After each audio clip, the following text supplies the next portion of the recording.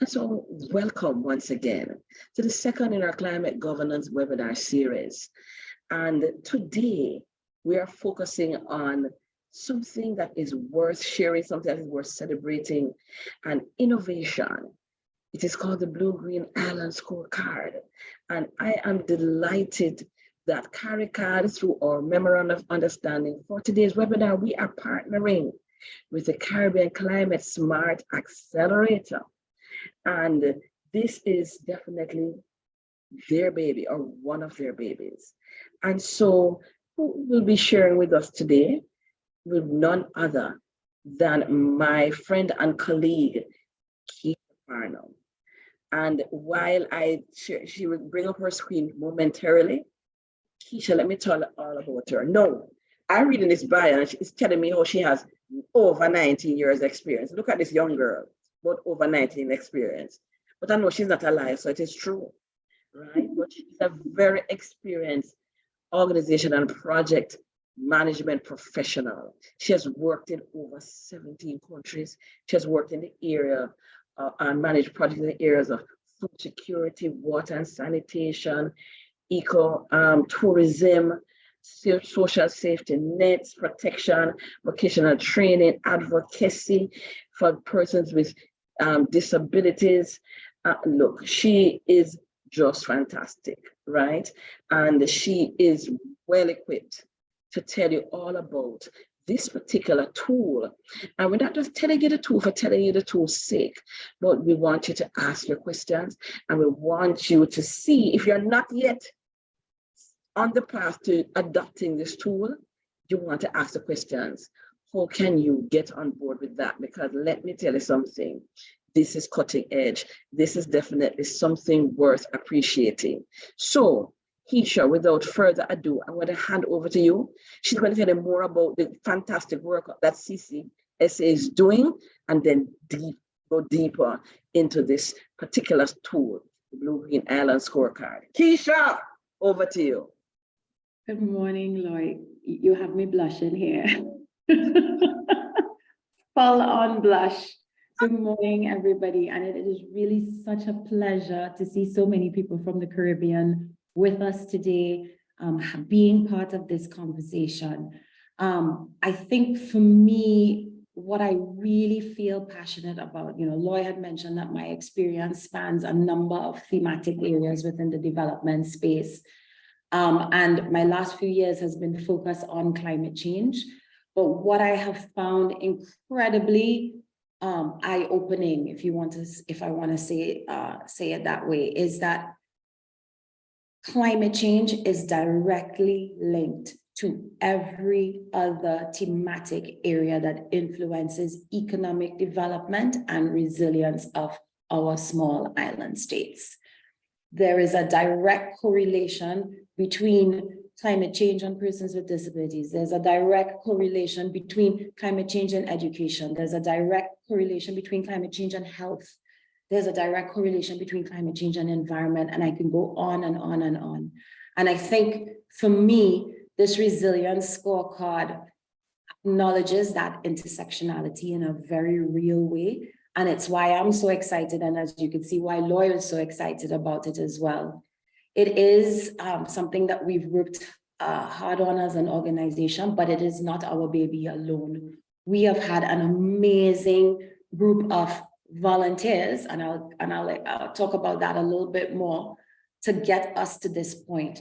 So what you're seeing here today is the work of CCSA and all the other organizations I'm going to mention. And then at the end, I'm going to say thank you and list the other substantive participants who would have been part of this process over the last 2.5 years to make this a reality. And it has all been volunteer work. So without further ado, I'm going to share my screen. And what I would really like for us to do today is, what I would really like to share. Here we go.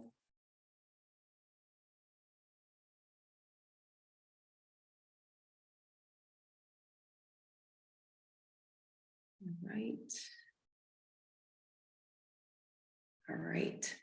what I would really like for us to do today is to have a discussion. So you're going to have to listen to me drone on for a bit, but I'm definitely going to be asking some questions, and I would like for you to put your answers in the chat. So my first question to start us off is, we're talking about championing island blue and green economic development and resilience. And it's actually quite interesting to me, particularly since I started working with CCSA, how much development speak I use in my career and how much development speak we tend to use within the development space. So the multilateral development banks, the development agencies. And our CEO, Raquel Moses, she constantly says to me, she says, okay, now tell me that I know you're smart. Now tell me that in a way that your granny will understand. And so she's constantly challenging me to step out of development speak. And so definitely blue and green economic development and resilience is development speak. Could anybody tell me what the blue and the green refers to? And I'm looking at the chat. Please don't be shy. When we refer to blue economic development and resilience, or green economy or blue economy, what are we referring to? Beautiful, somebody already. Jacqueline, thank you so much. Blue is water, green is land. It's as simple as that. Your granny could understand that, right? Amazing. And so what we're looking at is how can we champion economic development that impacts our land and our waters. And as islands, we are, our water is particularly important because that exceeds our landmass, right? Just a quick introduction to who we are as CCSA, for those of you who may not know. We work across 4 main pillars, and we are working towards creating the first climate smart zone, the Caribbean as the first climate smart zone.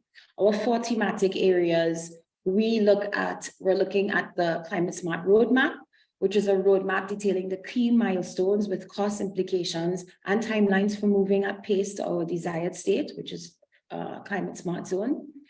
90% renewable energy for all. So looking at how we can generate a path to 90% electricity from renewable resources by 2035, protecting 30% of ocean and land, so 30 by 30 ocean protection and nature-based solutions. And for us, that also includes climate smart agriculture and blue economy. And then looking at how we can strengthen the region's economic resilience against exogenous shocks in terms of the development of green jobs and our economic ability. But that term, climate smart zone, can anybody tell me what you think that term means? Again, it might seem like something that, okay, what is a climate smart zone? What are we talking about? Anybody? All right, I'm going to jump in on this one. So when we talk about a climate smart zone, we are talking about a transformative, integrated approach that is explicitly looking at how we address climate change and then developing systems and ways of conducting business that promote that green, blue, climate resilient practices. And so that includes how we build resilience, how we reduce emissions. It also considers the systematic synergies and trade-offs that exist between productivity, adaptation, mitigation, and then look at how we can fund those new opportunities. One thing that a lot of Caribbean countries say to us whenever we have discussions around climate change is, we have immediate needs that are facing us. We have education needs, we have employment needs, we have all of these needs. And so how do we balance making sure that we provide for our people in a way that they are thriving, but also how do we do that in a way that the environment is also thriving and that we're taking into consideration resilience as it pertains to climate change? In terms of how we spend our time as an organization, so we basically work around 3 core activities. So we have what we call lighthouse projects. and we spend 60% of our time on that.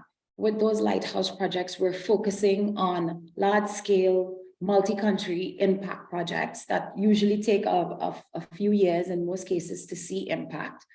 And we are also constantly vetting and matching individual projects with financing. And so that is an ongoing process, the vetting of projects, and whether that's from private sector, government, or NGOs or individual project holders that for projects that match the criteria of what we're looking for, or whether it's our lighthouse projects. This is something that's ongoing for us. Of course, relationship building is a huge part of that. Because we're such a small region, it is really important that we bridge those gaps between government and private sector, particularly when it comes to implementation and funding. And if you look at the global scene, when you hear the reports from the UNFCCC or from the IPCC, they all say the same thing.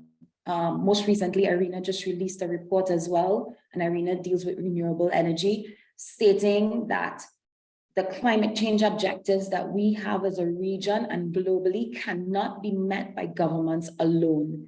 It has to be done in conjunction with private sector. And so there has to be that gap has to be bridged so that we're working towards this climate smart zone that we're looking at. And then we also look at advocacy. So just having conversations in terms of what is climate change? So most recently, I would have done a radio interview with a Jamaican radio station. And as we were having discussions, the radio announcer, he said to me, for our audience, what is climate change? And again, I had Raquel in my head saying, say it so that your granny could understand. And so it really reinforced for me the importance of understanding that if we need to get this message out and we need people to care about it, they need to understand what we're talking about. So before we jump into the Resilience Scorecard, that's a little bit about CCSA, what we do. And you can visit our website. You can subscribe to our newsletter to find out more about what we do. Follow us on social media, Instagram, LinkedIn, and Twitter. But before we jump into the Resilience Scorecard, I have another question for you. What do you think are some of the factors affecting island resilience, right? What do you think are some of the factors affecting island resilience? And while you think about that answer, I'm going to just kind of quickly go through what is resilience. So when, in the most basic sense, resilience is the ability to absorb or avoid damage without suffering complete failure. That's the most basic definition, right? When you look at it within a climate context, so according to the UNFCCC or the IPCC, climate resilience development looks at reducing exposure and vulnerability to climate hazards. So cutting back on greenhouse gases, conserving biodiversity. These are given the highest priority in terms of our everyday decision making. And the policies that surround that would impact each sector of society. So looking at energy, industry, health, water, food, urban development, housing, you name it. All right. So it's looking at, simply put, our country's ability to absorb or avoid damage without suffering complete failure of these major sectors within our society. And when we think about a climate resilient pathway, we're looking at how do we structure on delivering this vision? How do we structure on three main outcomes? How do we have resilient people and livelihoods? How do we have resilient businesses and economies? And how do we have resilient environmental systems?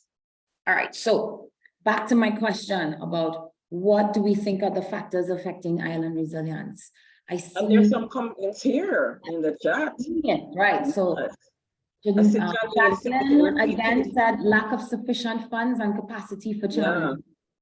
Yeah. All right, Renine said, and I hope I pronounce your name properly, if not, my deepest apologies, limited access to targeted funding to adapt to climate-related harm. I saw Janelle also said repeated impacts of natural disasters. We have an extremely bright audience. I love this. All right, so let's look at some of the factors that impact us as island states.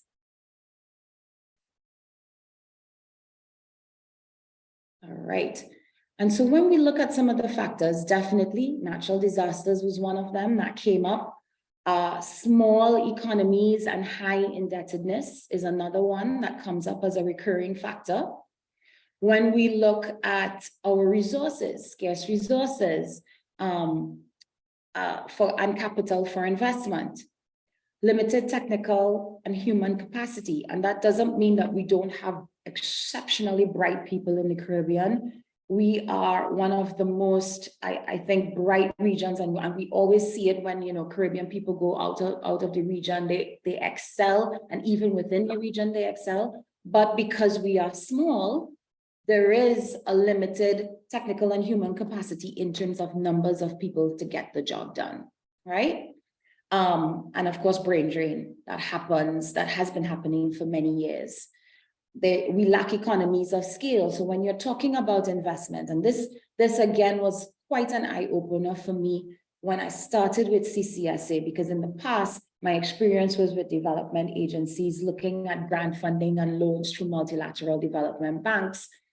And now that we're working so closely with the private sector and the impact investment sector, where you're looking at investment that is geared towards doing good and doing well, it is still an investment and it is still a business, and they still expect to make money.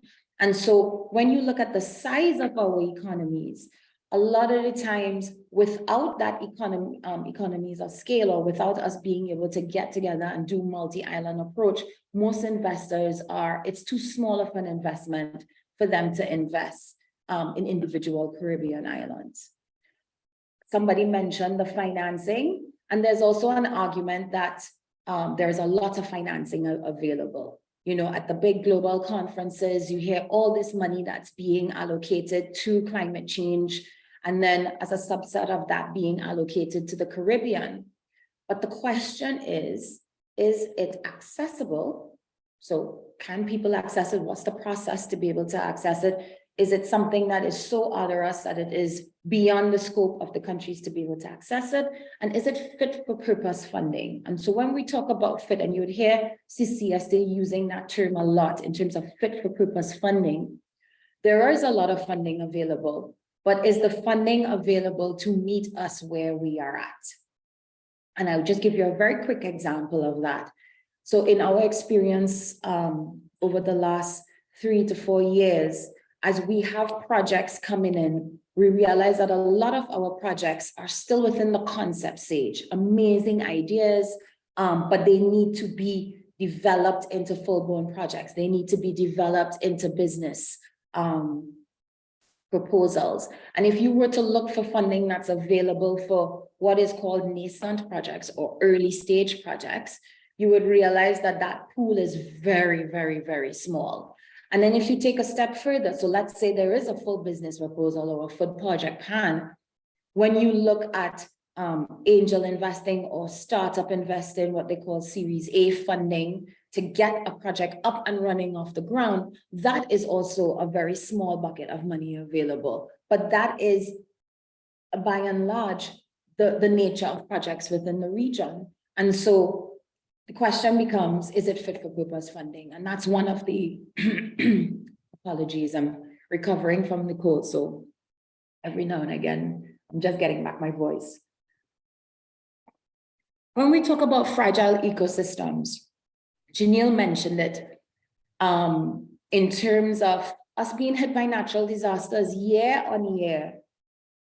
It's literally a game of Russian roulette. Will it happen? Will it not happen? And for some islands, it will always happen, but the question is, how bad would it be, right? And it impacts ecosystems such as mangroves, our farming systems, our biodiversity. We are dealing with issues of sargassum seaweed across the region that is impacting not only our tourism industry, but is killing off a lot of our biodiversity in terms of our ecosystems. And so that is another issue that we deal with as small island development states. And then there's the issue of limited landmass. So for a lot of renewable energy interventions, whether that's wind or solar, because we have very small landmass, we need to be more creative and more inventive in the region and really look at innovative technology as to how we implement renewable energy solutions. So you're hearing people now talking about offshore wind, offshore solar, because what we do have is a lot of ocean. You will hear about geothermal in Dominica, but geothermal exploration is also going on in St. Kitts and Nevis. And so as islands, we are all of these factors, and I'm pretty sure if we spent some time on it, we could come up with more factors that are impacting our ability to be able to really be resilient. So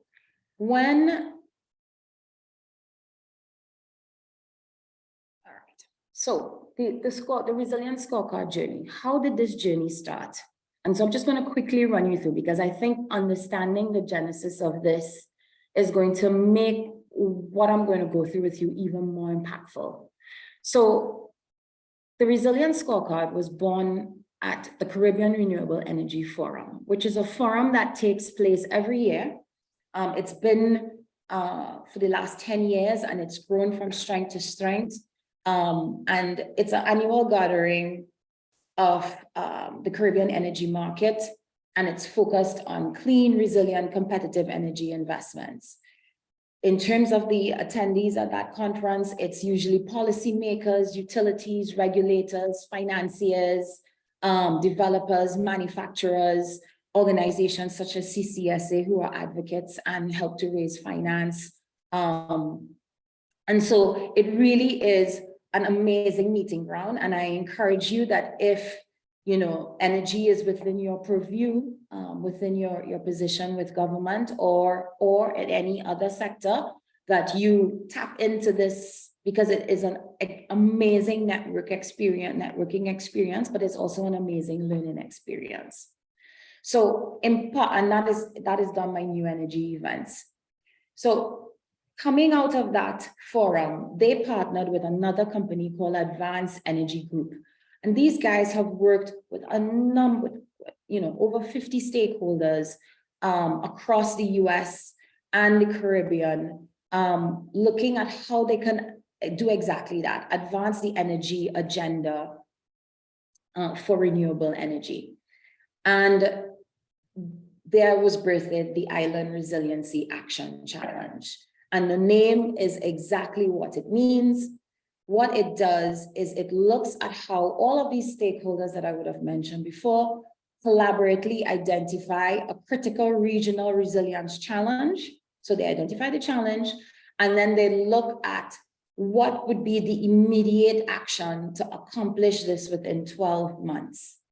All of this happens on the same day with roundtables, people basically brainstorming about what's the best way to come up with a solution. Now, it's not the implementation of the solution or the start of the solution, it's coming up with the actual idea for how to solve the problem, and it needs to be done within 12 months.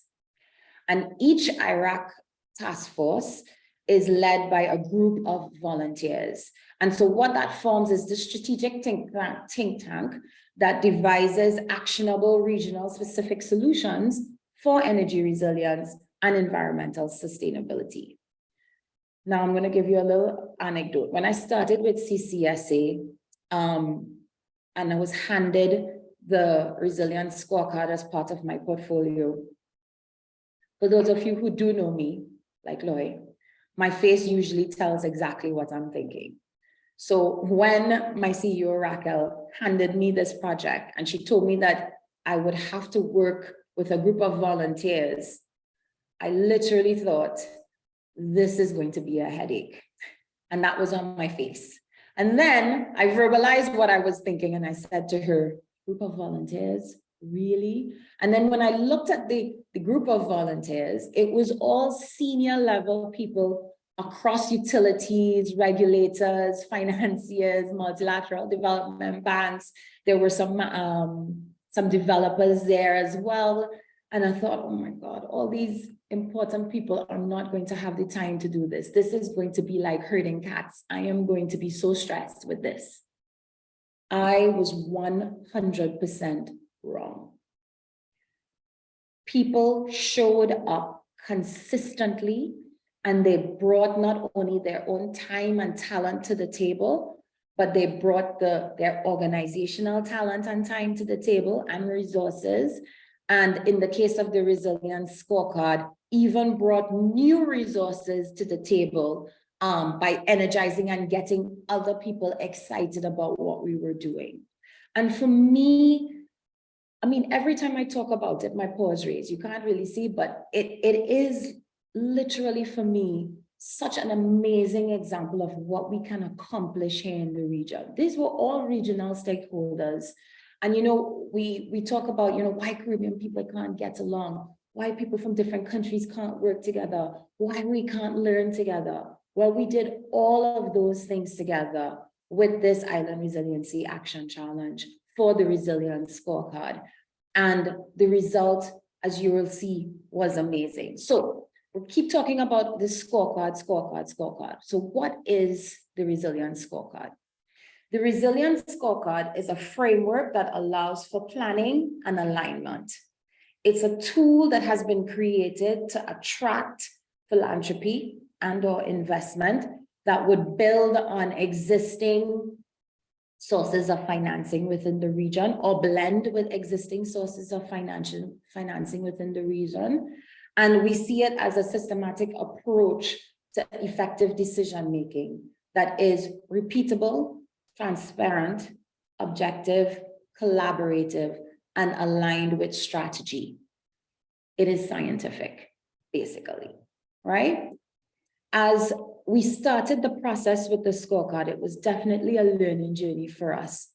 One of the things that was identified as a challenge during the Iraq round robin was the fact that the traditional measures of GDP that is usually used for international finance by the international finance community really is not the best measure of a country's resilience or whether they need assistance. So there's something called ODA assistance at some of us, which is overseas development assistance, that is used by development agencies also as a measure.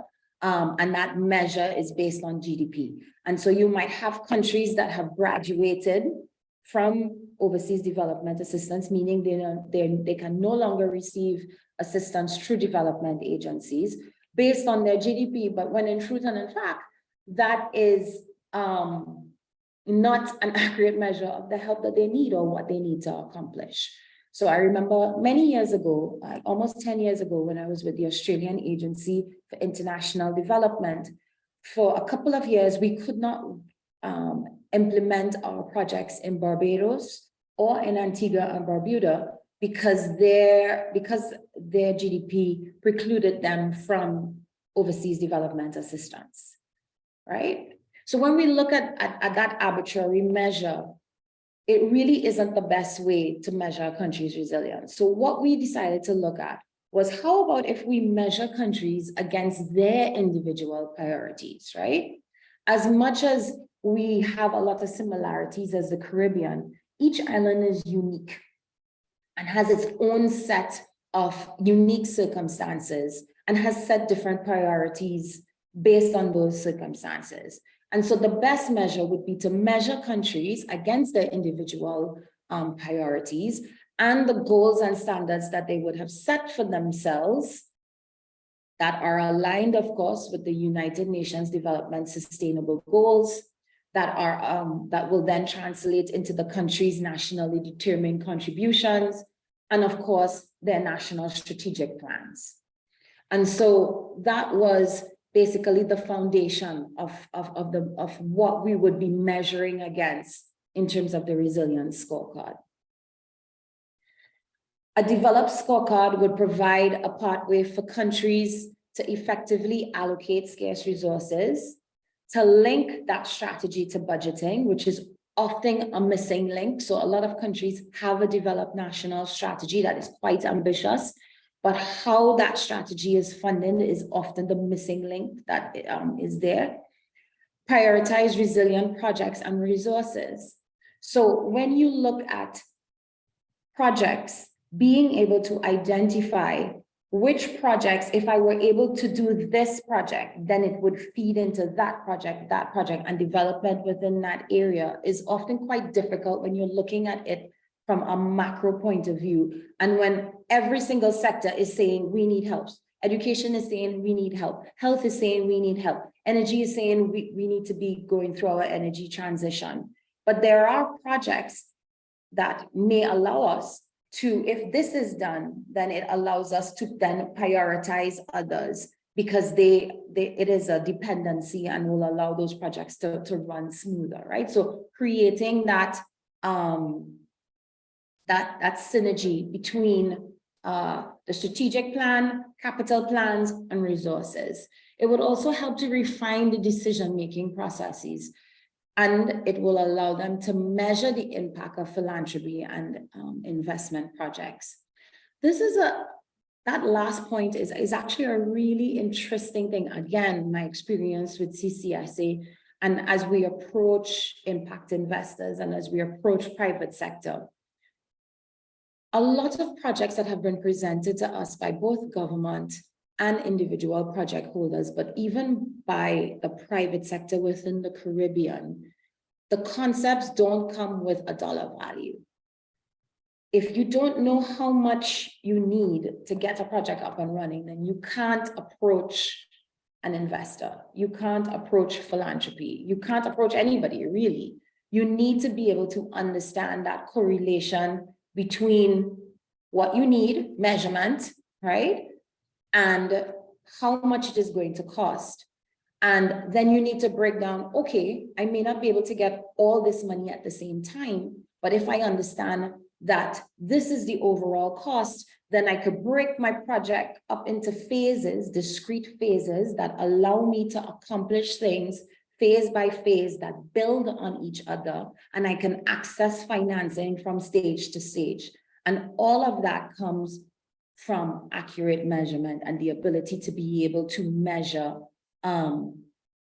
what it is you're doing and the impact, and then translate that to philanthropy, and investment in terms of the types of projects that we develop. And so as we went through this journey of the scorecard, there's some noteworthy steps that I just want to highlight. Some of the things that we went through. So one of the first things that we did was to make sure that we engage with high-level government ministers and utility heads. Because initially, we were looking at the scorecard strictly for the energy transition. And we wanted to make sure that we had buy-in at the highest level. As we started to go through the process, and then we were looking at other scorecards. So for example, we looked at the Aloha Challenge, which is a scorecard. Well, it's not really a scorecard, but it did look at how islands within the Pacific and Hawaii could look at their development process and what are some of the measurements that they use to measure their own resilience. We realized that looking at energy alone was not going to be sufficient. We needed to look at the other sectors that would, basically layer on top of energy, with energy being the foundation. And so at the midterm progress evaluation, we were very successfully able to onboard the ministers from Barbados, Bermuda, Grenada, and Cayman as champions for this developing resilience scorecard. As part of that process, we also broadened the definition of resilience to account for that intersectionality that I just mentioned. So we were no longer just only looking at energy, but we were also looking at the other sectors that are impacted by energy, but also that looks at the holistic development of our resilience scorecard, but also the holistic development of a country. We would have then gone through the process of working with Allianz, and I will go into that some more too as well, as a platform that would nest the scorecard. So we needed to have a vehicle that would take the scorecard forward. Interestingly enough, Allianz, they didn't start the journey with us. Allianz was one of those companies that I mentioned that was brought along on the journey by Advanced Energy and by another organization called Coastal 8, who were involved in the scorecard process. And they knew of this platform, and they convinced Dr. Sharif Fagal to allow them to use his platform to be able to demonstrate how this scorecard could work. He was really excited when he heard the concept, but he was also really impressed on how we were able to bolster the support at the ministerial level for the scorecard. I mean, and this support wasn't just to us. These ministers went on public platforms and started to talk about the scorecard because they realized very quickly the advantages of having a scorecard that would measure them against their own priorities, measure them against the national priorities, and then how that could possibly work to help access financing. So the beta version of the scorecard was launched at CREF in 2021, and it won the Prestigious Impact Award. And then we went on to say, okay, we now have this software that is demonstrating how this scorecard could work, but we need to have a pilot. We need to show how this can work. We need to have a country that actually applies it, and let's road test this thing. In Trinidad, we say the proof of the pudding is in the eating. And so we reached out to the countries, and Dominica put their hand up, and they were like, yes, we want to be a living lab. They, we had basically a questionnaire that they had to fill out. They were the first out of the gate. Barbados followed, and we also had some interest from Grenada. Because we were doing all of this with volunteer resources, we could only do one country. And so because Dominica was first out of the gate and had the most information out of the countries that were interested, we went with Dominica. And we were able to use the Allianz software to implement the scorecard. As a result of that, that was showcased at another CREF, and we were invited to join the 2030 Island Network that is supported by US Special Presidential Envoy for Climate, John Kerry. The thing that made it difficult for us to be able to do that was because the scorecard was being developed by multiple countries. In order to be able to join the island network, like an individual country has to join. And so while we still work with them, and we definitely use them as a learning resource, we didn't join them, but just that invitation and the acknowledgement of them reaching out to us and seeing the work that we were doing was really quite an accomplishment. And then to build on that, once the Living Lab was completed, the resilience cost gap analysis and technical notes. And we'll talk about the resilience cost gap analysis, but the resilience cost, briefly, the resilience cost gap analysis was last year's Iraq winning challenge, right? And so I'll elaborate on that a little bit. But what I want to do now is kind of go into some of the key elements of Allianz so you understand why this approach was so effective and why this particular software was so effective. And again, with the reminder that all of this was volunteered, including the software. So the key elements of Allianz.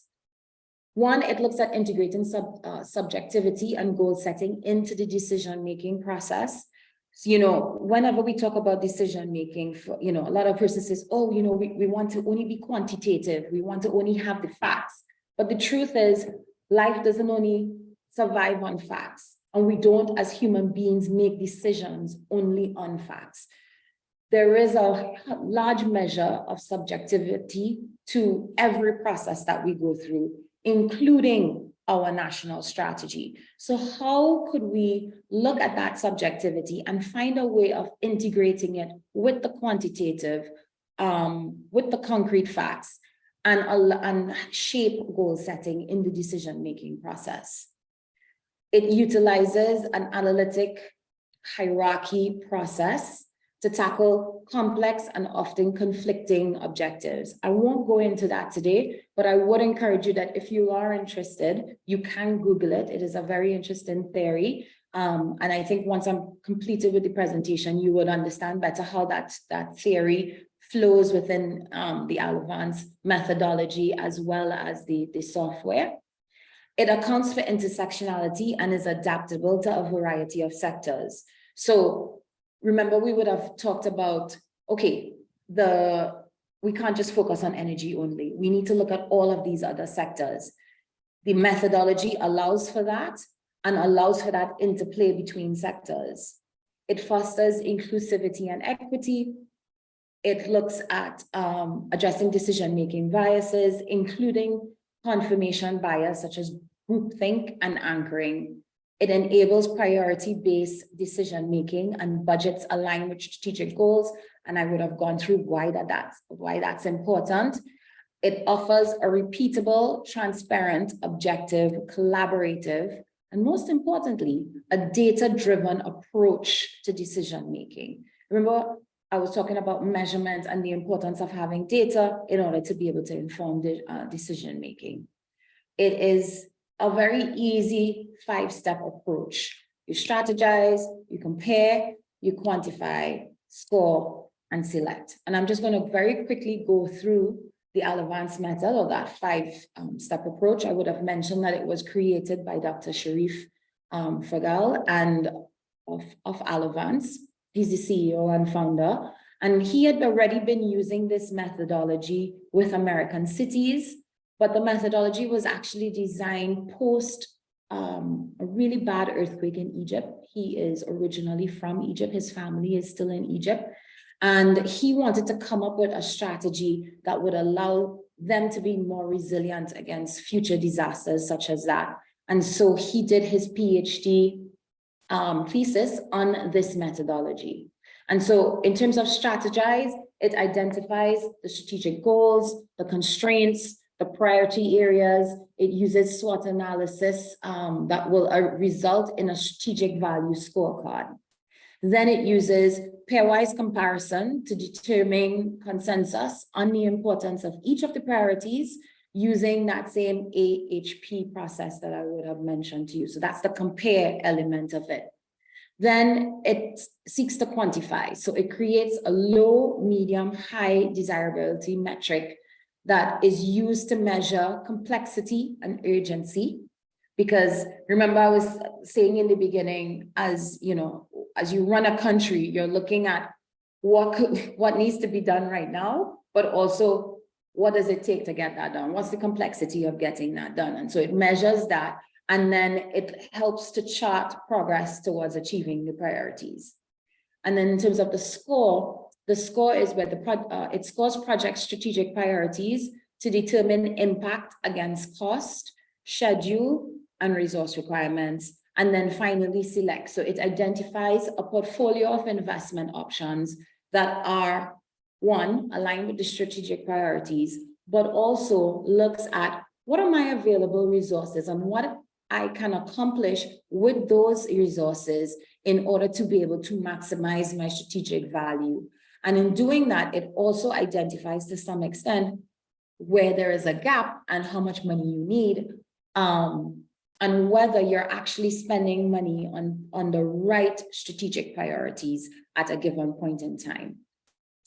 And so just for a quick example, and using an arbitrary objective here of preserve and enhance parklands and natural resources for the public, you have tasks that has been defined as low desirability, medium desirability, and high desirability.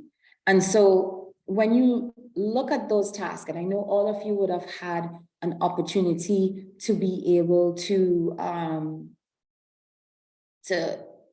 to get this presentation, and if you haven't, I know it will be provided after, you will get a chance to kind of look at those priorities and see how they've been sectioned off. And when you look at the high desirability priorities, those are the things that are going to improve the macro system that will then allow for the improvement at the medium level and at the low level.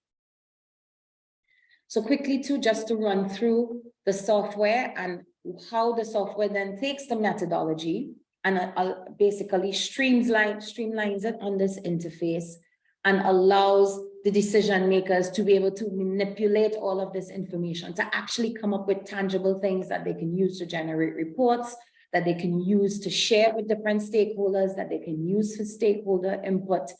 And so what it does is it ensures a consistent enterprise adoption of the method and increase objectivity and transparency of the process, right?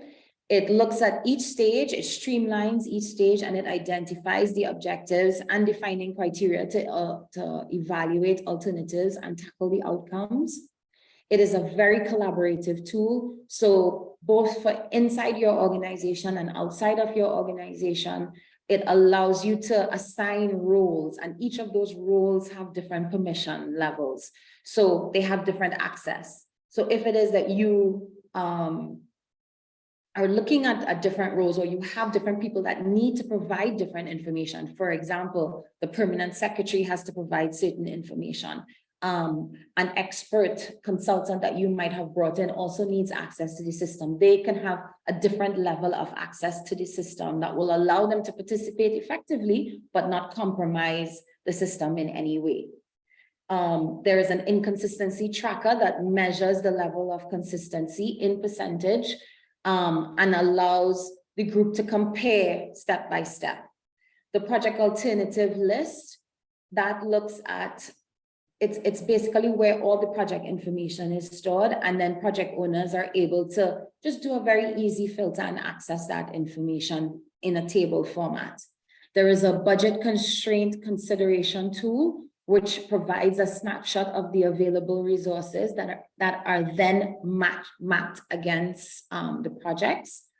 There is a strategic alignment tracker that uses all the information that is contained within that decision-making model, and that allows it to align the selected projects to the priority.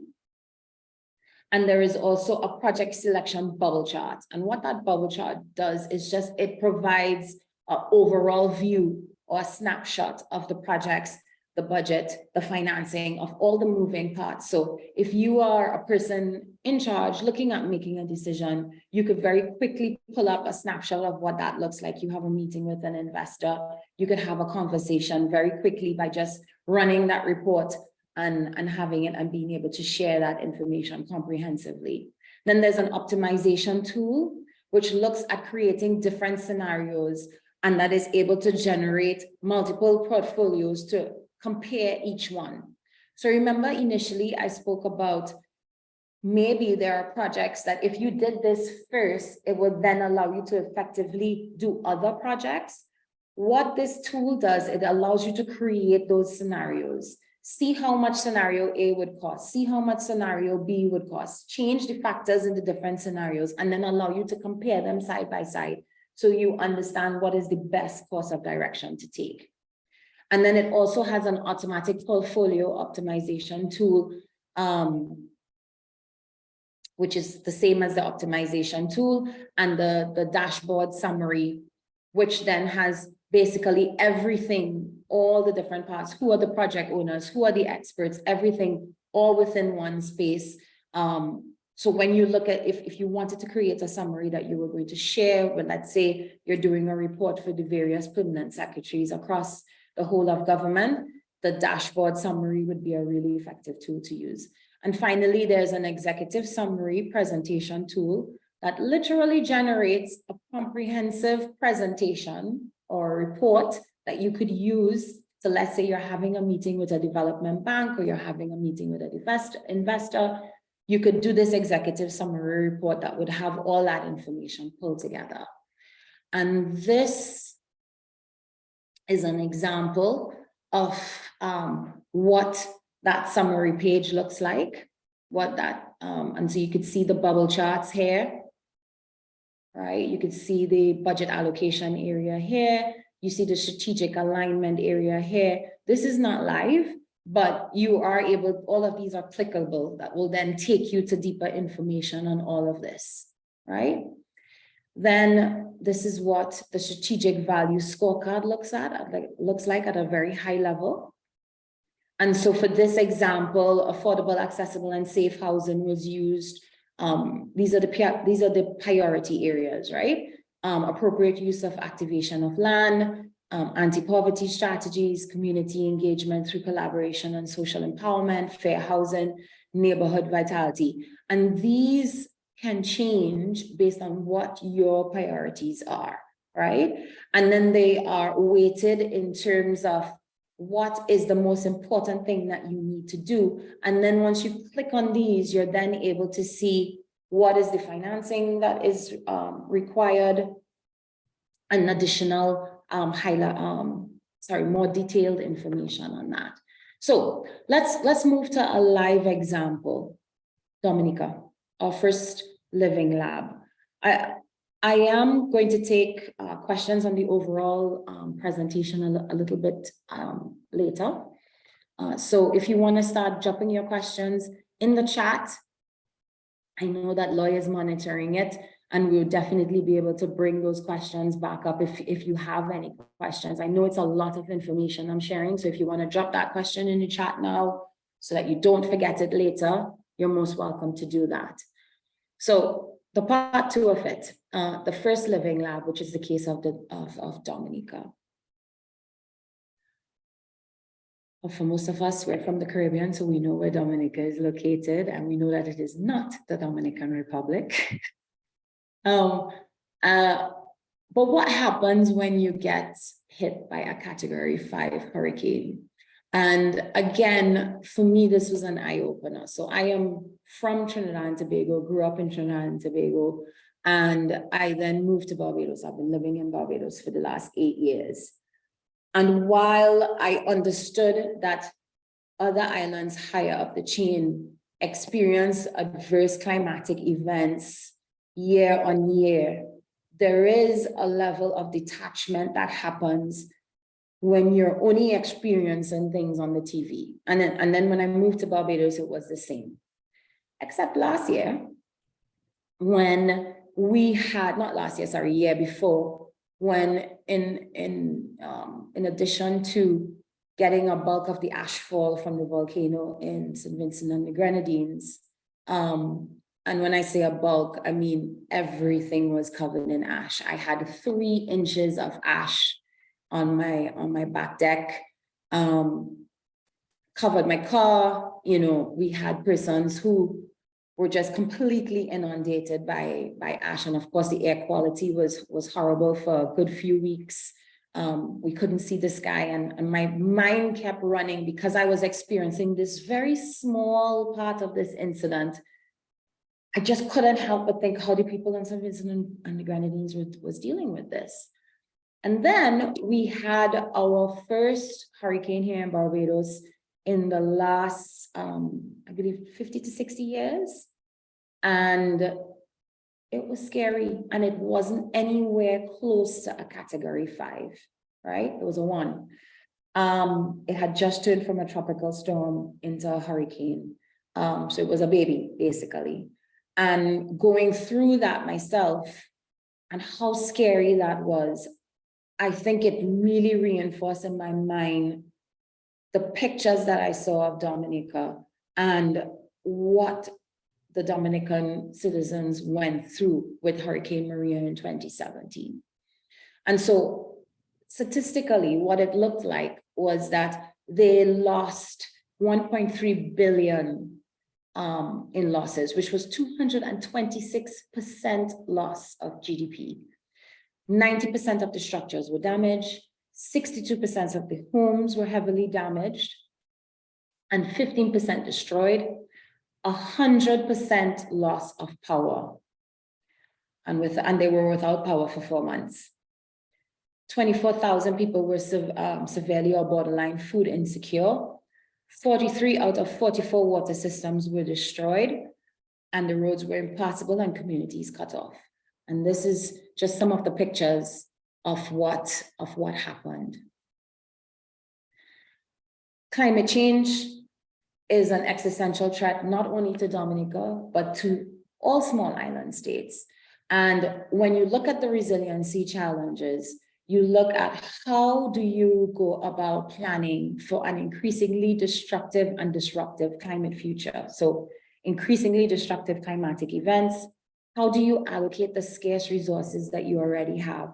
If you layer on top of that loss and they're rebuilding from that hurricane, you layer on top of that COVID-19 and having to have resources that would have been allocated towards rebuilding and towards rebuilding projects, having to reallocate that towards the immediate issue of COVID-19 and dealing with that.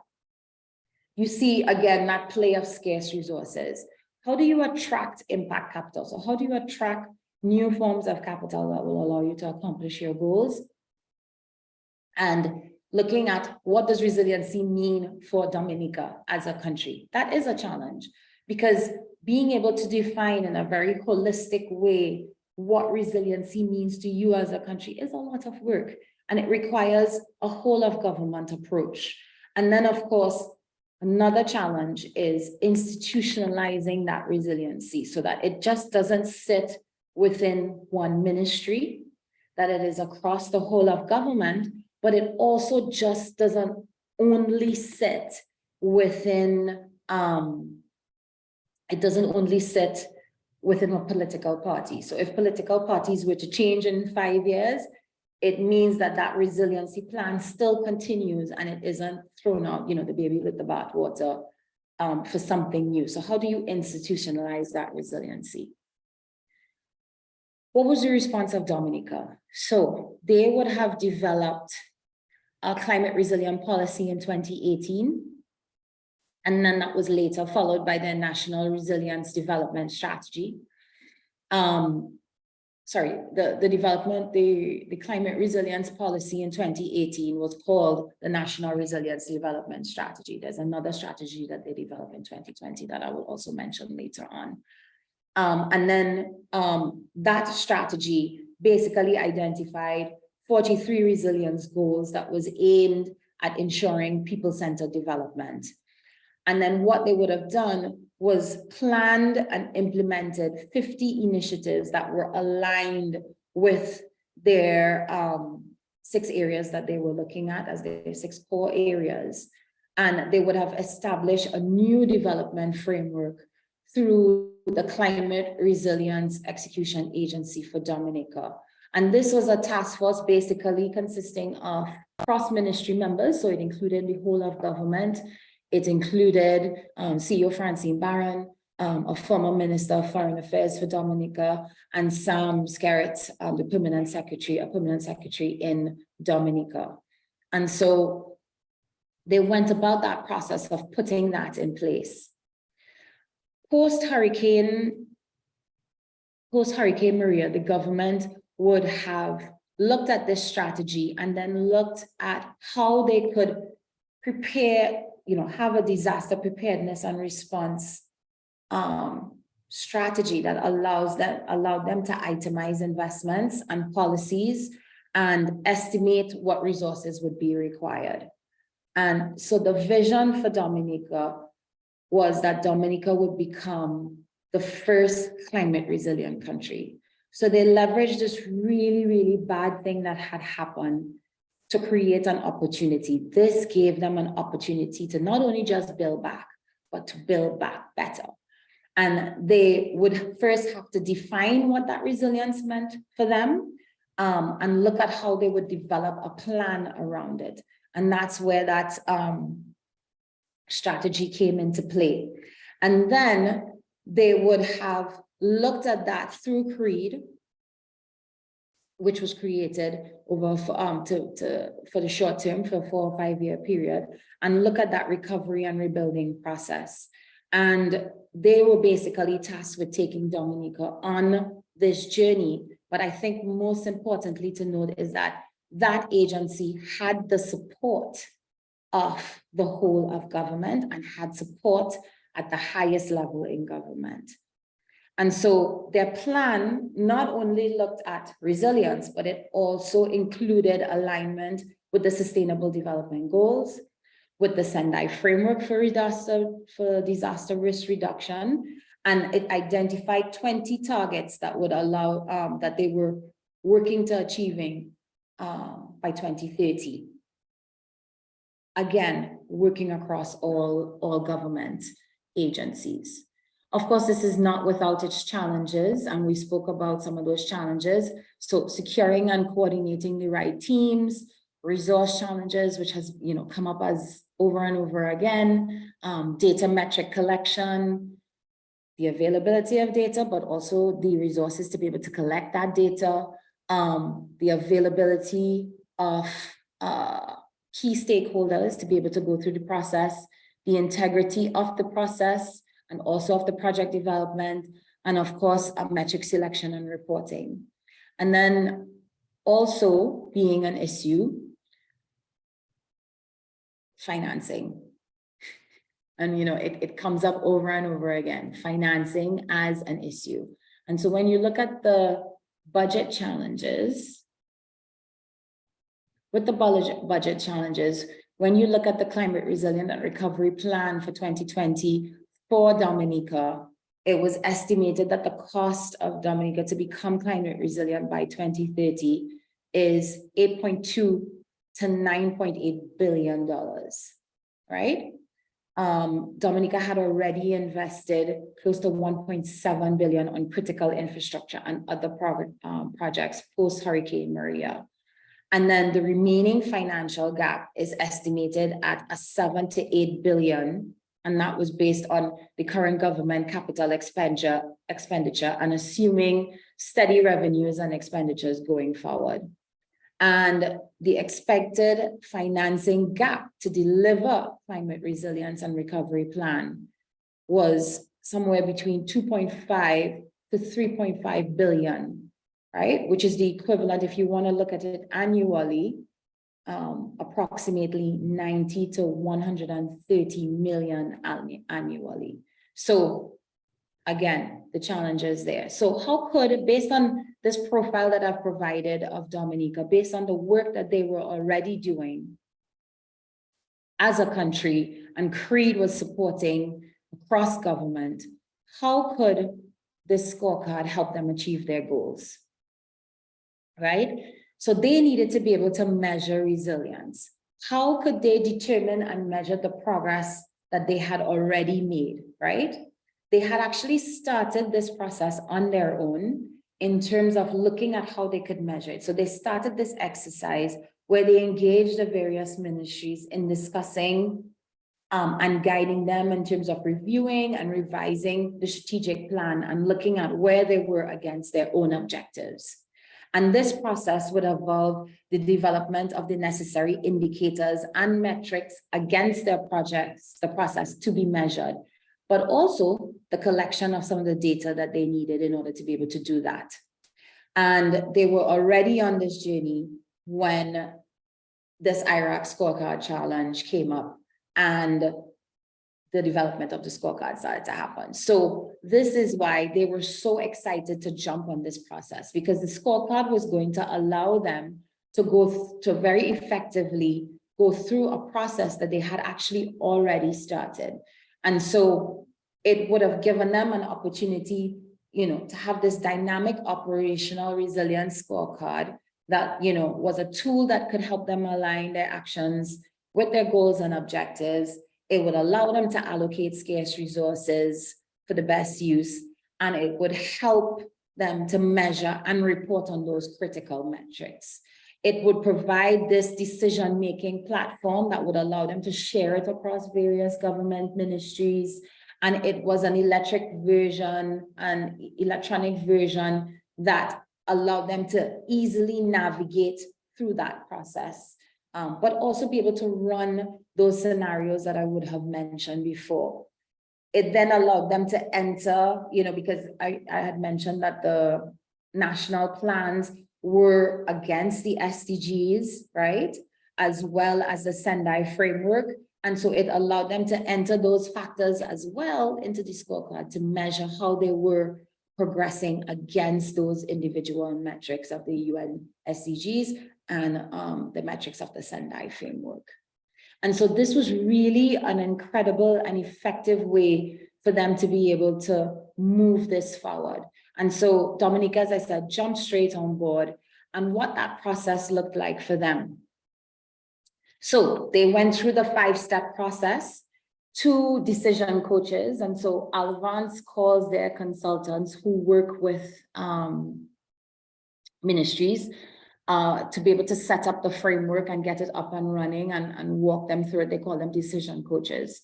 And so we had 2 volunteer decision coaches who went to Dominica, were facilitated by CREED. CREED brought together all the ministries and subject matter experts, and they created the strategic value scorecard. And it incorporated the elements of the UN SDGs, the Sendai framework, and Dominica's own national plans and commitments under the Paris Agreement. Then they went through the compare stage, which is the decision coaches facilitated the pairwise comparison exercise with the ministry leaders. The quantify stage, the metrics were gathered from the subject matter experts and the UN SDG resources. The scoring, so the recommended projects from the different ministries were input, and the CREED team members scored the projects, and then select Dominica's leaders in collaboration with CREED. They had a tool now that they could use based on alignment with their own resilience goals to create scenarios and to create reports against what they were doing. What was really interesting is that when I was talking to Sharif about this process, he said it was very clear that everybody across all the various ministries, so all the permanent secretaries, were singing from the same hymn book. He said the level of variance, and in all of his experience implementing this with in Egypt, but also implementing it in states across the US and with organizations, because this can also be used as an organizational tool.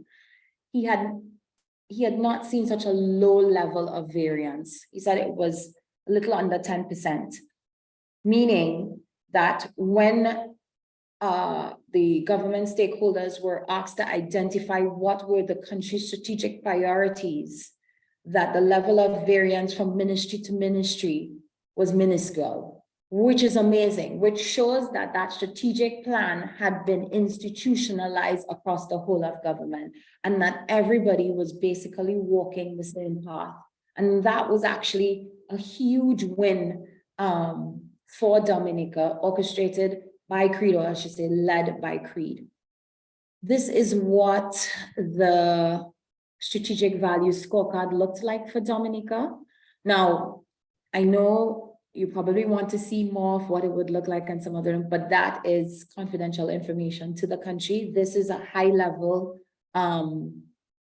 dashboard of what they were looking at. And you could see their strategic priority areas. They had 6 strategic priority areas, which I had already mentioned in their national plan, and then a breakdown against that. And so they were able to come up with their strategic value score or their resilience scorecard. What are some of the lessons learned from this process? So definitely a shared national vision, right?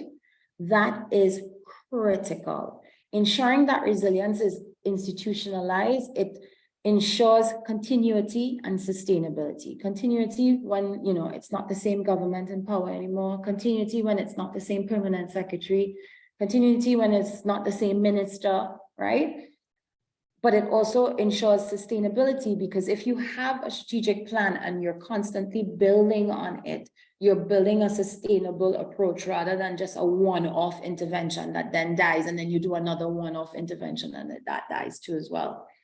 And then it looks at your strategic plans. It looks at the enabling environment that is created, so the policies that is created to be able to implement those strategic plans and projects, but then it also aligns with the budget. So there is a synergy now between strategic plans, policy, budgeting, that leads to continuity, sustainability, institutionalized resilience, right?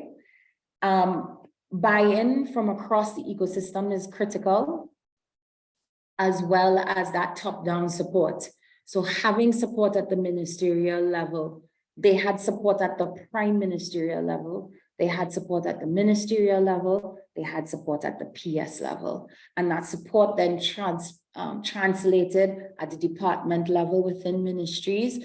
And so that when this group, the two volunteers from Alavance and from our task force went to Dominica, this was at the tail end of COVID, they were able within a week, which is also quite amazing, to be able to have the information that they needed to be able to enter most of it into the scorecard, right? There is still some work to be done there, but the substantive amount of information that allowed for the development of the strategic scorecard that I just showed you, they were able to do that within a week of being on the ground with the various ministries.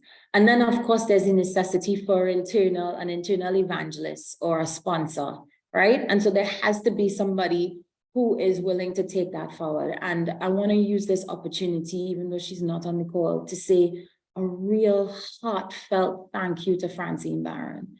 You know, she's an evangelist, she's a champion, she's a sponsor, but she has really supported us throughout this process. And she has been our point person in Dominica. And, you know, she's been very much supported by Mrs. Garrett as well. And so thank you to the both of them. Thank you to Creed for the work that they would have done to get us to this point. And so last year, with the scorecard, you know, the year before, we would have showed how Dominica used the scorecard. And coming out of last year's IRAC, Minister Henderson, he said, I want to challenge you further because, okay, you've identified for us what are the strategic priorities we have. You've helped us to identify the budget that we already have and how we can apply that against our strategic objectives. But when we talk about rebuilding, there is something called a gap, right? And I want to use this opportunity to ask another question of the audience. What do you think is a resilience cost gap? Given the fact that we've talked about what resilience is, we've talked about gaps in financing, what do you think is the resilience cost gap? So I'm looking at the chat, see if anybody's typing in anything quickly for me. What do you think is the resilience cost gap?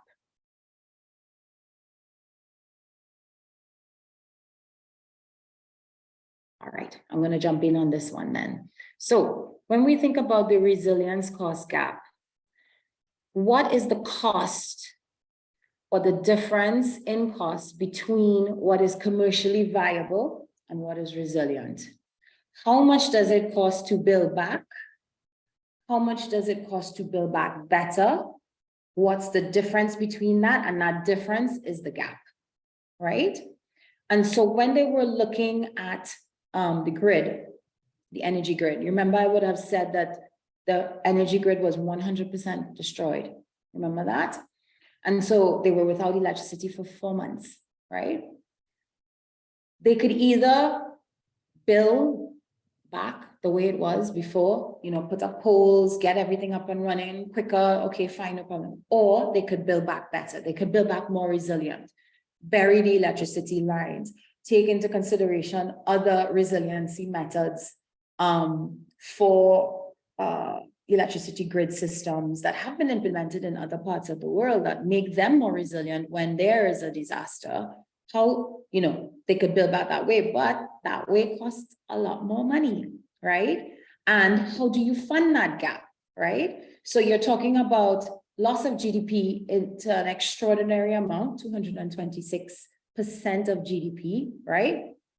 You're relying on donor funds, and you're saying, I just don't want to build back. I just don't want to, provide a fix to get people up and running, but I want to build back better, because if this ever happens again, I want us to be able to weather this storm or get back up and running as soon as it's over, because that's the definition of resilience, right? And so when Minister Henderson presented that, from Dominica, presented that challenge at the Iraq challenge, the task force and other new people who had now joined the space at CREF last year, they were like, but hold on, this doesn't have to be a completely separate thing. We could build on what was already done with the Resilience Scorecard and look at how we calculate resilience gaps across a variety of sectors. Once again, Francine Barron, Creed, Dominica put their hand up and said, yes, we're willing to work with you on this. And in this phase, another company stepped into the process to provide, again, volunteer services, and they're called Sentient Energy, to help Dominica work out how they were going to, using one use case scenario, and that use case scenario was the grid system, looking at how they could fill that resilience gap identify the resilience gap for the grid system, right? All right, so we talked about some of the key highlights. It's a small island, 750 square kilometers, very mountainous, right? Very dense population in a limited flat area. They have large hydrothermal, geothermal generation projects, or the potential for those projects to be done. The nation is very vulnerable to hurricanes. We mentioned that, heavy rains, floods, grid resilience cost gap identified as the next critical step in 2022. And what they would need was a new 69 kilowatt transition line on the island, right? So what they began looking at was, how could they strengthen the power grid to defend against high impact, low frequency events? So you looked at, prior to the event, the ability to absorb shocks and keep operating, so the robustness of it.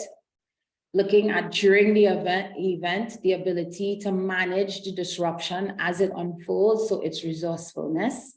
Looking at after the event, so looking at the ability to get back to normal as quickly as possible, so very rapid recovery, and then also looking at adaptability and lessons learned. So how adaptable is the system, and are lessons learned after each adverse event being incorporated back into the matrix that would allow for further robustness, further resourcefulness, rapid recovery. And based on that methodology, they came up with the following, right? What were the things that would be able to build that grid resilience? Would be looking at the generation cost gap. So they looked at the the generation of hydro projects and diesel projects. They looked at the transmission resilience, which would look at the new transmission lines.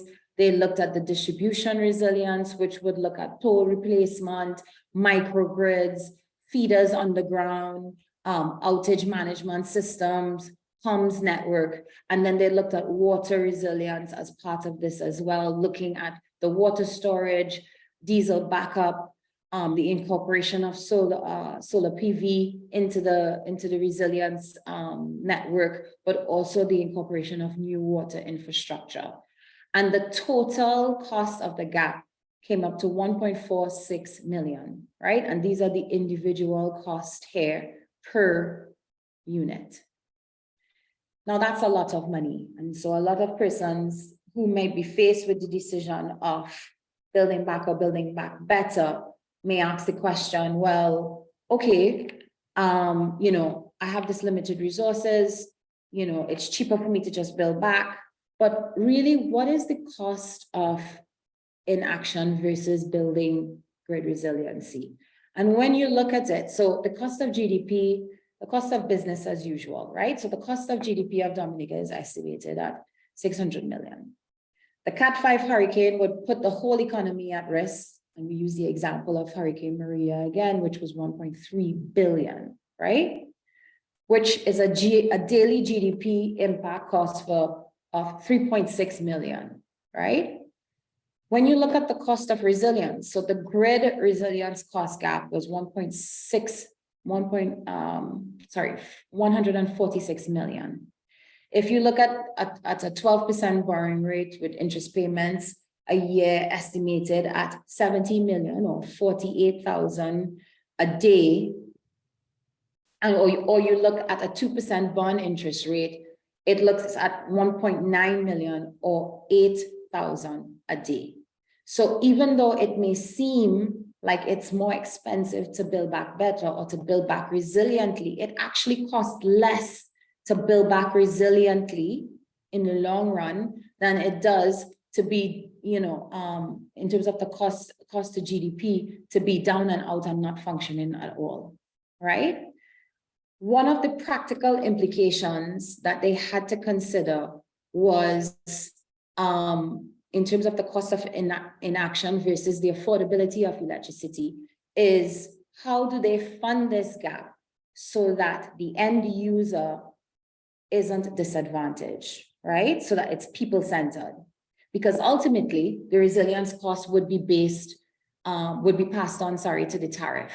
And this could result in the cost of electricity being so high that you make people energy poor, defeating the very purpose of one of the SDG goals of ensuring energy for all. So this is the dilemma.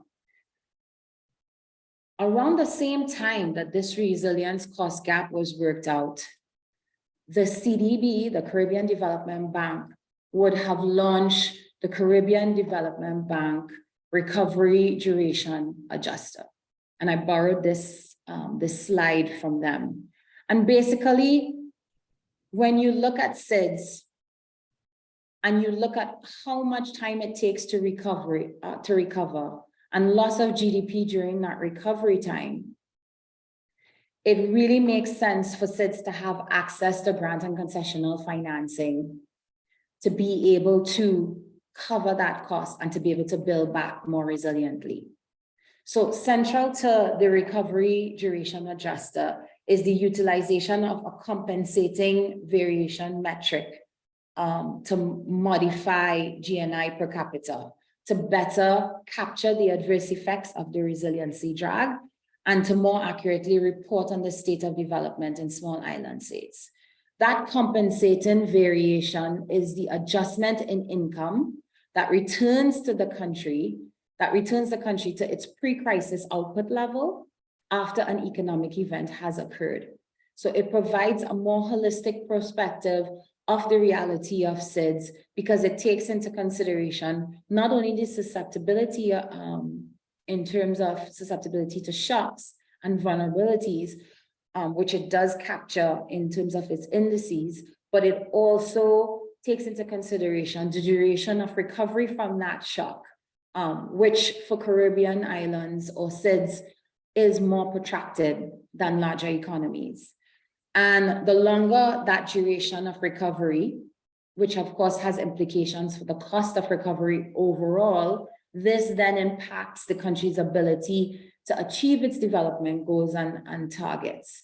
So with the use of this recovery duration adjuster, it means that it can create a resilience adjusted per capita income measure that would be more comprehensive a tool for classifying SIDS and help to mobilize the much needed financial resources that would help to protect them against exogenous shocks by providing access to the finances that would be needed in order to build resiliently.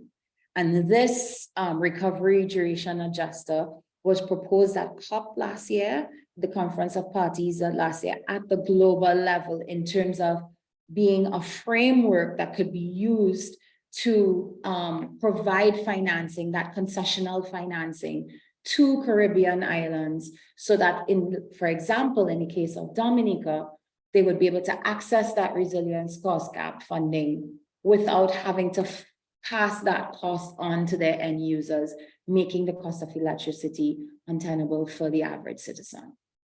And so what's the next steps for Dominica? The next steps for Dominica, looking at project implementation and expansion, looking at how they could fully operationalize the scorecard with the existing and future projects. And so there's still some elements that need to be completed, but as I mentioned, these were all done with volunteer resources. So one of the things that we're working on quite assiduously is how do we get financing to be able to complete the Dominican scorecard, but also look at onboarding another country, hopefully Barbados, because Barbados was next in line, but it doesn't have to be Barbados. We're willing to work with whichever country is willing to work with us. And then implementing, so using the scorecard to catalyze engagement between Dominica and private capital, and then of course sharing, so continually sharing this information with the rest of the region, sharing it with donors, sharing it with the multilaterals to see how we take it forward. Most recently, we would have developed, with the support of the Inter-American Development Bank, a technical note outlining the entire scorecard process and doing a real deep dive into how the methodology works, as well as the software, and a deep dive into Dominica as the pilot living lab country. And that technical note, we can then use that to talk to other financing agencies about what it is that we're doing.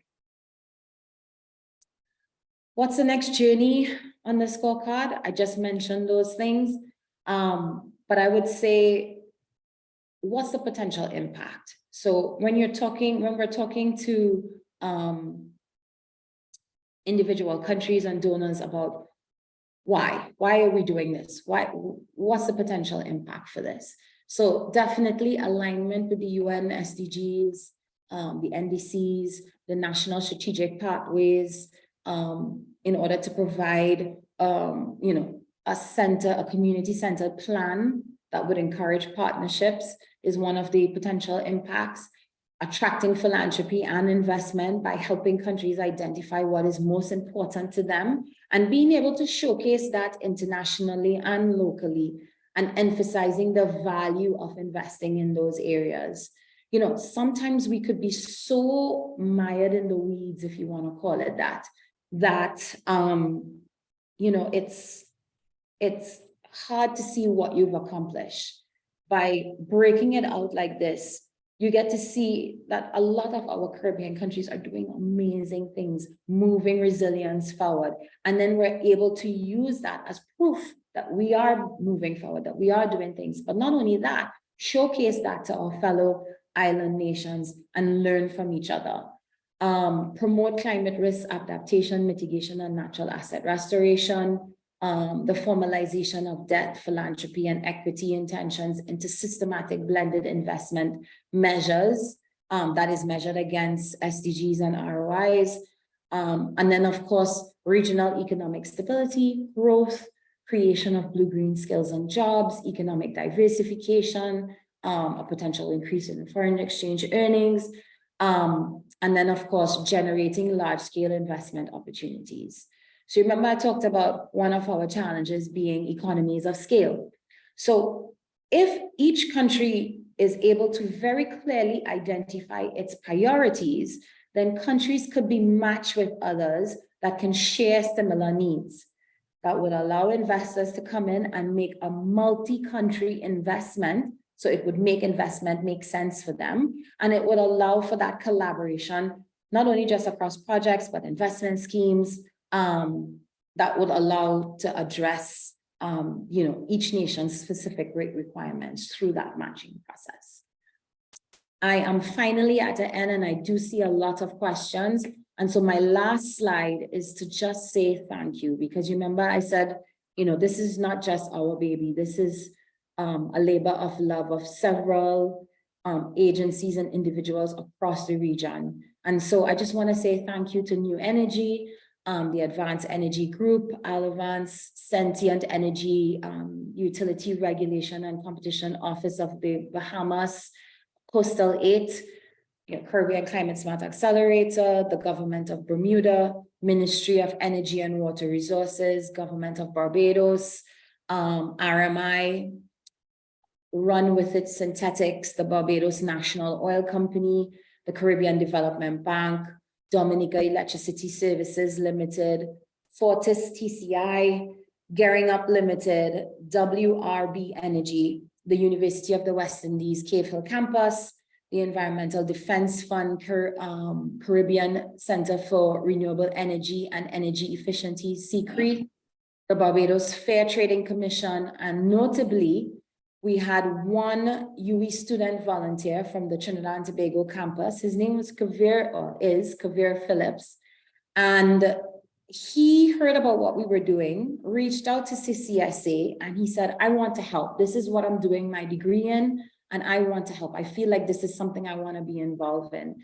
And Kavir became one of the thematic area leads in terms of research and helping us to move this forward, which further reinforces to me that not only can we collaborate as a region, but the bright potential of our young minds in this region.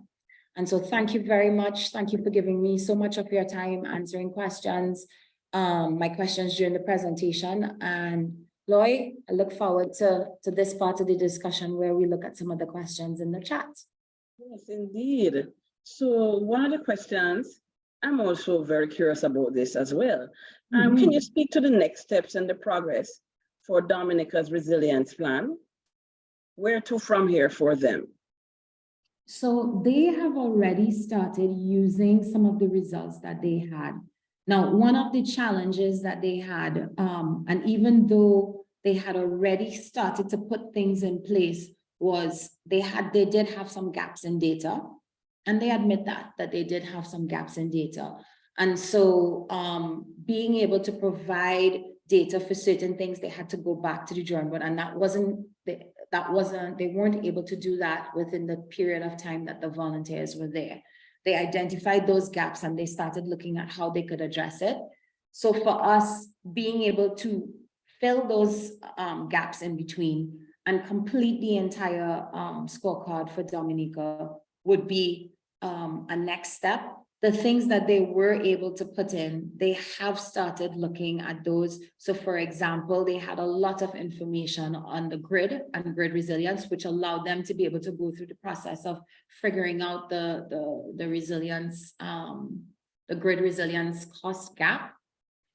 The next step for that would be financing. How do we go about financing that? But now that they're armed with how much it's going to cost, and how that plan could be executed against their national plan and the plan that they've worked out with the utilities,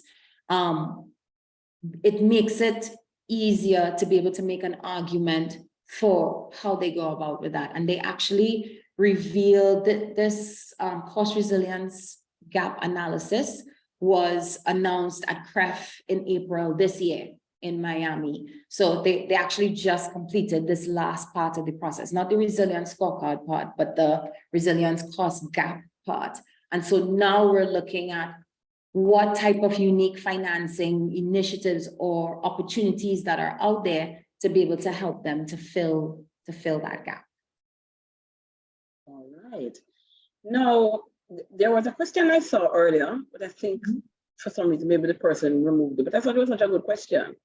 And it is closely related to another question, and which is, how can other countries or particular persons in certain public sector leadership roles, like government planners, for example, how can they access, using this resilience scorecard? And more broadly, how can countries, they haven't gone down the road as Dominica has, so they're at the starting point. How should they approach this using this particular tool? So I think that there are two answers to that. The first is the way that the scorecard is designed and the tool that was used and the methodology that was used can be used at a departmental level, right? So it can be used at an organizational level. It can be used at a department level. So for example, if you worked for the disaster agency, you could use this tool. However, in the spirit of how it is intended to be used for national development, I would want that countries are willing to adopt it for the whole of government, because that's how I think it's most effective, right? If it is that you at a department level or at a ministerial level are the only person using this tool, then you might be able to better prioritize your own projects within your ministry, but how your projects feed into the bigger global objective of what you're doing and how it's able to access financing from the bigger pot of government money, how it interplays with other projects, that part is missing. And I think that part is really important if you're looking at building country resilience. Honestly, I personally think, and I know that there's been quantifiable evidence to show that having an agency such as CREED, or a CREED, so I'm not saying you need to go and create a CREED, right? But a CREED that works in that manner where it has buy-in at the highest level, it has buy-in at the ministerial and PS level, it works seamlessly with all the different ministries and are able to pull resources in from all those places, but it also then becomes like that beacon of what we're striving for. So it's kind of like, you know, they are the horse that's taking the cart along for the journey, but they're doing it together and they're in tandem with each other. So having that type of agency or having that type of framework, and it doesn't have to be a completely different agency, but having that type of framework where there is a marshalling point around what it is that you want to do as a country around your national strategic plan, and then having that buy-in from everybody so that everybody's singing off the same hymn book. I think that that's super important. And it allowed for the execution of the scorecard in such a very, very short period of time. It's not that it isn't possible, because we've had these conversations with Sharif, who said, you know, Dominica is unique in the sense of having CREED. Not every Caribbean island has a CREED. Would it still work? And he said, yes, it can still work, but it will take a longer process because you're bringing together all the moving parts, whereas Dominica already had the moving parts together and they were able to move the pilot in a very short period of time. So it's not impossible, but it would just take a longer period of time, and it would have to be something that's a guided approach. And as I'm listening to you, I mean, 3 elements pop out at me. One is political will. All right. The other thing that pops out at me is the creating the that integrated system machinery to make it happen. And the third thing is collaboration. And those 3 things have to go together. Talk to us a little bit about the collaboration. I know it's something that we talk about in our leadership programs. How do we lead through others? You know, what are some of the best practices in terms of, you can have the political will, you can have the CREED as you talk, you know, that organization structure, and yet you still don't have the collaboration, you know? So talk to me about, you know, some of the leadership that you saw around, you know, collaboration in the Dominica example. So again, I go back to the point that Sharif made, which was, you know, every time he says it, he always says it with a bit of awe and amazement, that the discrepancy between what was considered important between the various government ministries and what was considered the strategic direction of the country was less than 10%. And this was not because everybody was just kind of like checking from the, he said, even when you were talking about them, about the projects that they were working on the plans that they had or projects that they wanted to implement, those projects kept feeding back into the overall strategic objective of the country, right? And what they had laid out for themselves in terms of becoming the first climate resilient country. And so there was clearly that collaboration across ministries. There was clearly that institutionalization of what the overall vision and goal was. And to be honest, I think Francine might be the one to answer how that happened. I don't know exactly what is the tool that how it happened, but I do know that the very strong leadership at the senior level played a huge role in that, because it's like in a family. My mother, if my mother says no to something when I was growing up and I went to my father, the first thing that he would ask me was, what did your mother say? Right? Because the two of them were a team. And I remember telling my brother when I was small, I was like, we need to be a team because the two of them are a team against us, right? So I was like, we need to be a team together because it's us against them. But just kind of using that example that if the leadership, so from at the prime ministerial level, the leadership was there, at the ministerial level, the leadership was there, and that filtered down to the permanent secretary level, that leadership was there, and that goal was very concretely translated. And then for the permanent secretary level, they translated that down at the departmental level, right? At the managerial and department level, or I should say director, managerial and department level within government. As I said, I don't know the exact specific of how, but in order for them to get to where they were, that is what would have had to happen. Okay, thank you so much. Another question that's in the chat is, are there any limitations to this resilience scorecard? So, you know, that's a saying of garbage in, garbage out. This Yes. is a tool, right? It is a tool. It doesn't generate information that you don't have, right?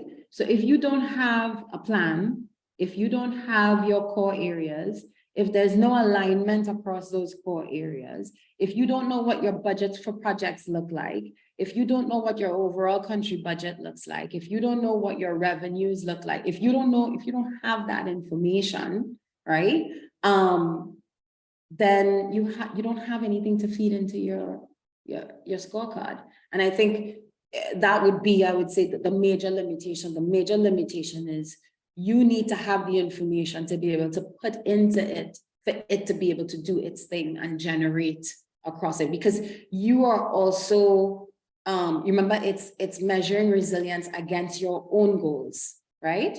So you need to know what UNDP, UN SDGs you've bought into, what your nationally determined contributions are, how that feeds into your national framework, what are those metrics that measure that out, and then the corresponding budgets, etc. And then you can generate the information in the scorecard.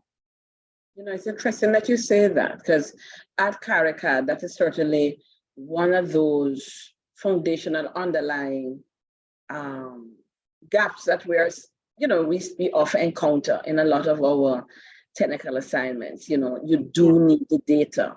You do need to have the data. You do need to have the mechanisms for consistently collating that data. And you need to be measuring the same thing, right? So you might say, okay, we're measuring this, but one person is measuring it this way and the other person is measuring that way. And then when you bring it together, it's apples and oranges, right? It doesn't actually create a complete picture because the metrics that you're using are different. Even though it's the same thing, you still get, the end result is the data is useless. So true. And even sometimes, there's inconsistencies in data sets. So they might be the same, very, very thing, but somehow one part of government, the data says something different from the other part of government. So how do we have that collaboration around the data that as a whole we need to be collecting in a consistent way, And it doesn't have to be perfect. I mean, as humans, like there's no way you're going to get the exact same answer every single time. you try to get as close to it as possible that allows you to make informed decisions. Okay. Now, folks, we still can accommodate a couple more questions. And so if you have them, you can either raise your hand or you can type it in the chat. But we are winding down now. And even while we wait for any additional question, Kiesha, I would invite you to just to maybe think of what would you say is the top takeaway you want participants, attendees today to get from this webinar today around the Resilience Scorecard?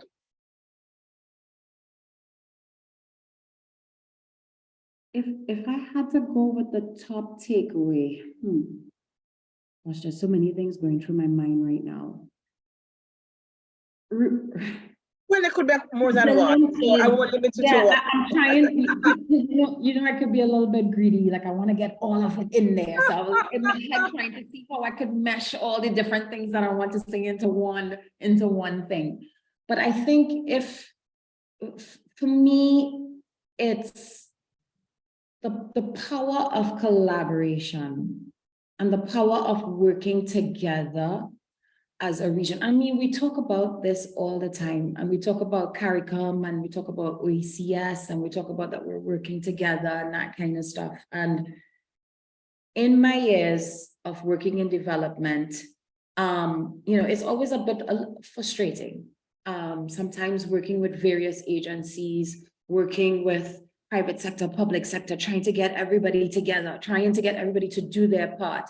And there's often a refrain in the Caribbean that Caribbean people can't work together. We all trying to do our own thing. Everybody wants to be their own hero. Everybody wants to have their own project, all that kind of stuff. And I feel like this whole process has given me so much hope, because you see how many organizations was involved in this, and they all participated with no incentive that is traditional except wanting this to move forward. So they weren't being paid. They didn't know that there would be any accolades attached to it. There was no discrete ownership of it. It belonged to the task force. And so having seen this collaborative effort, people bringing a huge amount of professional resources and expertise to the table. And even in cases where we had some persons having to step away from the task force, they found another organizational member to step up and take their place, right? And so for me, it just goes to show that we can collaborate as a region, and we can get something done as a region. So from that collaborative space, this was really, really, really refreshing. And then when I look at that collaboration then across the government of Dominica, again, you often hear people talking about, this ministry doing this on its own, and this ministry not talking to this ministry, and that. But here we see that it is possible for ministries to work. It is possible for government to move holistically. It is possible for everybody to be singing from the same hymn sheet, and it is possible for a country to chart a course that is, that there's buying and everybody's moving forward. So I think that would be my one takeaway, that collaboration is not only just between countries, between organizations, between various types of sectors, but also within government, between ministries. It is possible. We could do it. Fantastic. Now, a couple questions did pop up from Oliver and Jacobs in the chat. I don't know if you're seeing the questions there. I see it, yes. Is there a facility for cost effects on plants and animals within the framework? So yes, because the framework looks at projects holistically, right? But remember, it is a resilience framework. So if it is that we're looking, the projects that are being entered into this framework is looking at how we could look at economic development without causing harm to ecosystems, environments, etc. So that doesn't negate things like, you know, your environmental impact studies for projects, etc., for execution. And it is in alignment with the UN SDGs. So the pillars for the scorecard does look at how it relates to the UN SDGs and the protection of plants and animals. There is an SDG that's attached to that, right? Well, there are a couple of them actually, because there's life below water, life on land, and a couple of others as well. But what I would also say is that at that same CREF conference that happened in April of this year, one of the things that struck me, and I always knew it. I mean, a lot of us have heard about environmental and ESG. You're hearing a lot about ESG now. For some of us, it's new, but it's actually been around for a long period of time. But you're hearing more about it now because a lot of the private financiers and impact investors and philanthropists and stuff like that, they are using that as a measure in terms of allowing access to finance. And there was one impact investor who's on the stage from Portland Impact Investing. And one of the founders of that company is Jamaican. And they do very, very large scale projects. We're talking about projects within the vicinity of 10 million and up. And they do it solely focused on the region. And she said, if you are not paying attention to the E, which is environment, you are not paying attention to the S, which is social, or your governance is not in order, there is no money for you. Because as an impact investment agency, they are required to report against those metrics. And you, as part of their value chain, because they're invested in you, must then also take those things into consideration. So in any type of project development that's happening right now, whether that's at the government level, whether it's at the private citizen level or at the private sector level, you have to take those things into consideration. I know I strayed a little bit there, but I think it's really, really important that we start cementing that in our minds, that ESG is no longer, well, I might just include it just in case. It is an absolute must. And it is directly tied to financing. All right. Fantastic. Kiesha, it is always an absolute delight to collaborate with you once more and with the CCSA in overall. I want to give a shout out to Janelle, who is part of the team, who helped us in the background with a lot of the preparation. And we are so looking forward to us continuing our collaboration, getting that funding. Yes, folks. We have lots of plans and we are speaking to the being that the funding will come.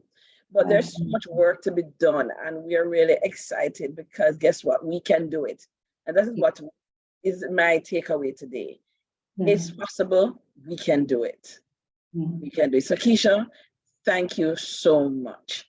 And so as I wrap up here, just to share a couple of announcements. So the webinar series continues next week with CRIF SPC, and they'll be looking at climate governance and disaster risk financing.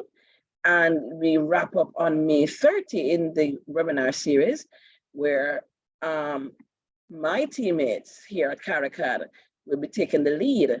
And, you know, we've heard a lot about Dominica, you know, and we are going to be sharing more about our work with Dominica, redesigning government for effective climate governance, and a case study of the public service of the Commonwealth of Dominica and the work that CARICAD did around a total restructuring of the public service, bearing in mind this core theme of effective climate governance. And we want you to save the date. We are having our virtual symposium on July 11, 2023. So you can look out for registration when that goes out. It is free. And it's under the theme, Innovation, Digital Government, and Changing Mindsets for Public Sector Transformation. So you don't want to miss that. So look out for more details. And we are always in the business of building capacity in so many areas, in particular leadership. You heard what all of the things that Kiesha shared about the implementation of the Resilience Scorecard. Central to that is leadership. And so we are again having the call for applications for our mid-level leadership development program. This is going to be delivered virtually from September to December later this year. The call for applications is out. You can check our website, check our social media pages on LinkedIn, Facebook, Instagram, etc. And if you want more details on this, on any of our other services at CARICAD, please contact us at info@caricad.net. Last but not least, we're always interested in hearing your feedback. How did you find the session? And so we're going to put a link in the chat right now. There it is. Just ask you to fill out this quick poll for us. What did you enjoy? What went well today? Also, you know, what you want to see happen differently, maybe other topics you would want us to cover as a part of our continuous support to you for your ongoing learning and development through our webinars or any other of our strategies. What would you like to see? So we invite you to fill out the survey. It's super duper short. We are very much interested in getting that feedback, not just here as a CARICAD, but our partners as well. And so once you've done that, we are going to just wrap up. Thank you so much for coming. Thank you for being part of this. And we invite you to just continue to enjoy the rest of the week and the rest of this day. Thanks for registering. And you will get all registrants will get a PDF copy of the slide presentation.